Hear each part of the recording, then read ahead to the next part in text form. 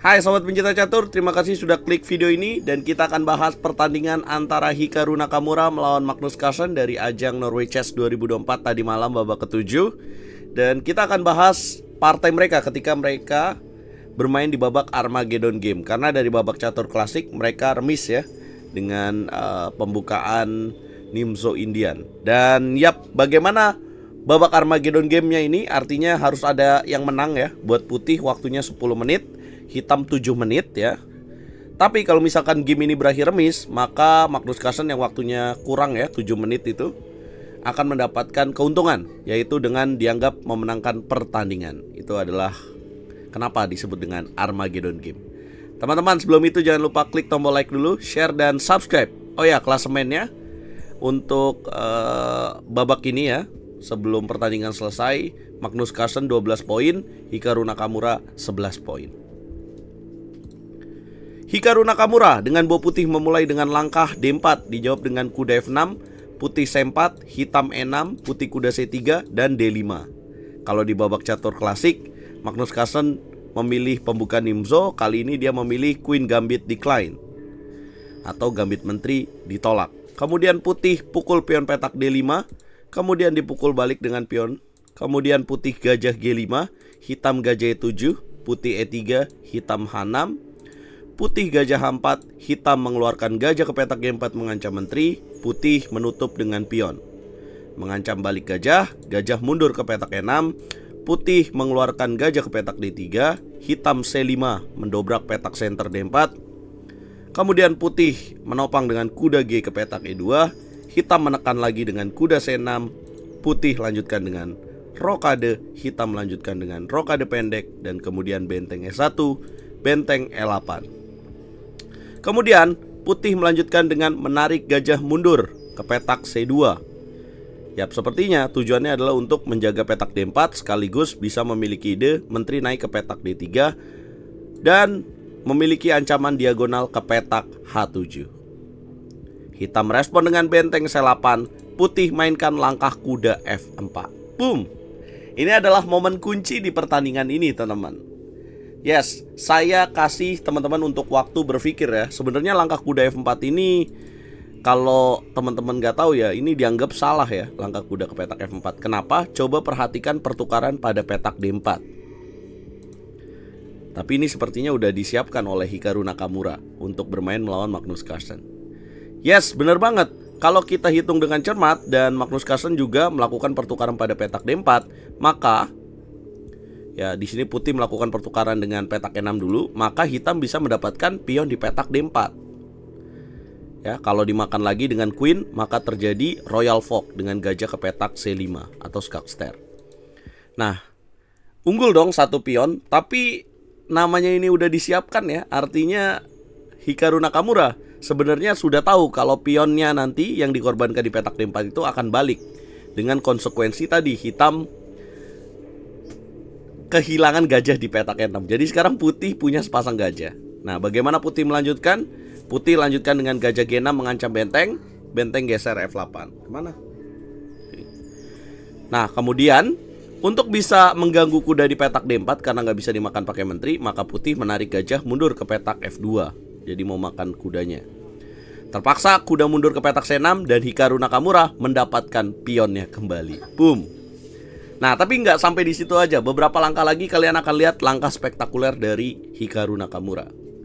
Hitam mendorong pion D4, kemudian dia kuda E2, hitam gajah C5, putih naik kuda ke petak F4, dan hitam mainkan langkah kuda D5. Dan ini adalah langkah yang salah. Yes, bisakah kalian temukan langkah brilian dari Hikaru Nakamura di game ini? Hikaru Nakamura mainkan langkah menteri ke petak B3. Boom! Dia sacrifice the knight on F4 guys. Dia korbankan kuda di petak F4. Apa yang akan terjadi apabila benteng memukul kuda? Maka putih akan mainkan langkah benteng E8, terjadi royal fork, dan menteri akan hilang. Dan kuda di D5 juga bisa hilang kalau misalkan makan. Ya. Terus menteri B3 juga memiliki ancaman kuda petak D5. Jadi sulit untuk direspon oleh hitam. Bingung ya, dengan waktu sisa 3 menit 10 detik Maka Magnus Carlsen bingung nih, jawabnya gimana? Apakah dia mendefend dengan kuda C ke petak E7? Kalau kuda C ke petak E7, maka putih bisa melakukan langkah benteng pukul kuda di petak E7. Dan apabila gajah memukul benteng, maka dia dapatkan kuda lagi di petak D5. Artinya 2 kuda ditukar dengan 1 benteng, ya unggul 1 perwira dong.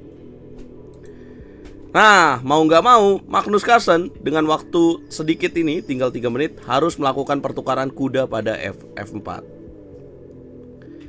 Nah, bagaimana putih melanjutkan serangan? Putih lanjutkan dengan benteng ke petak D6. Boom! Kalau dia ke petak E8, bisa juga nggak bang? Nggak bisa ya, kalau benteng E8 ini blunder, karena hitam bisa menteri D5. Jadi harus benteng D6 supaya nggak bisa menteri D5. Kemudian hitam raja H8, putih sikat menteri. Kemudian sikat balik pakai benteng C. Putih melanjutkan sikat pion B7. Hitam kuda E5 mengancam gajah. Gajah tarik mundur. Ya masih seru ini karena Magnus Carlsen memiliki pion bebas. Kemudian gajah tarik mundur. Putih menyerang lagi dengan A4. Hitam kuda C4. Putih menteri A6. Hitam kuda D2. Putih menyerang dengan pion A5. Hitam gajah C5. Putih gajah B7. Hitam kuda B3, putih benteng D1, dan hitam mendorong pion bebasnya. Menawarkan pertukaran gajah dan kemudian disikat. Sikat lagi dengan kuda mengancam menteri dan gajah. Kemudian menteri pukul pion A7, hitam kuda pukul gajah, menteri pukul kuda, dan kemudian hitam benteng F ke petak E8. Sekarang Magnus Carlsen coba mengganggu lewat pion promosinya. Apakah akan berhasil? Putih G3 dan hitam D2. Ini posisi yang rumit ya. Yang tujuan dari ancaman Magnus Carlsen adalah benteng E1 dan membuat Hikaru Nakamura panik. Walaupun waktunya masih 2 menit 17 detik, hitam 37 detik. Dia mainkan langkah menteri B4 yang blunder. Bisakah kalian tebak apa langkah terbaik hitam di sini? Pause videonya kalau kalian mau nambah skill ya. Yes, ada langkah brilian benteng D4. Boom. Sacrifice the rook. Bingung ya, di sini ancamannya adalah untuk benteng E1. Apabila menteri mundur ke petak C3, terjadi fork kuda ke petak E2. Jadi mau nggak mau putih harus sikat pion di petak D2. Kemudian makan pakai benteng, makan lagi pakai benteng. Ya putih punya 5 pion melawan 2 pion hitam, tapi hitam punya kuda. Nah di sini keuntungan buat Hikaru Nakamura adalah waktu Magnus Carlsen tinggal 24 detik. Jadi Hikaru Nakamura coba menang dengan menggunakan sisa waktu yang sedikit dari Magnus Carlsen. Walaupun secara permainan ini mungkin jadi unggul tipis buat putih. H5 dimainkan, benteng G8, benteng C2, raja B5, sikat, dan setelah raja H5, Magnus Carlsen waktunya habis dan Hikaru Nakamura memenangkan pertandingan. Nah, untuk pecatur yang memenangkan pertandingan di Norway Chess ini dengan babak Armageddon Game, dia mendapatkan 1,5 poin, yang kalah 1 poin. Yang besar itu kalau dia menang lewat catur klasik dengan 3 poin. Kalau misalkan menang di babak catur klasik tuh nambahnya tinggi banget. Nah, artinya apa? Artinya walaupun Magnus Carlsen kalah, dia tetap memimpin pertandingan ya, karena 12 poin ditambah 1 poin 13. Kemudian Hikaru Nakamura 11 poin ditambah 1,5 12,5. Ada gap setengah poin teman-teman. Sementara dari partai lainnya, lagi-lagi Dingliren kalah di babak Armageddon Game melawan Pragnananda Ramesbabu. Kemudian Alireza Firouzja berhasil memenangkan pertandingan Armageddon Game dengan hasil remis ya, karena dia memegang buah hitam. Klasemennya bagaimana? Ya klasemennya masih Magnus Carlsen, Hikaru Nakamura, kemudian Pragnananda, Alireza, kemudian Caruana, dan Dingliren. Apakah nanti malam akan ada kelanjutan dari Norway Chess? Ya benar banget, nanti malam bakal ada kelanjutan dari Norway Chess babak ke-8 jam 22.00 waktu Indonesia Barat. Hanya di YouTube RL Chess teman-teman.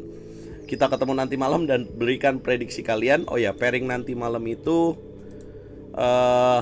Magnus Carlsen melawan Pragnananda. Seru nih, di pertemuan pertama kalah Magnus.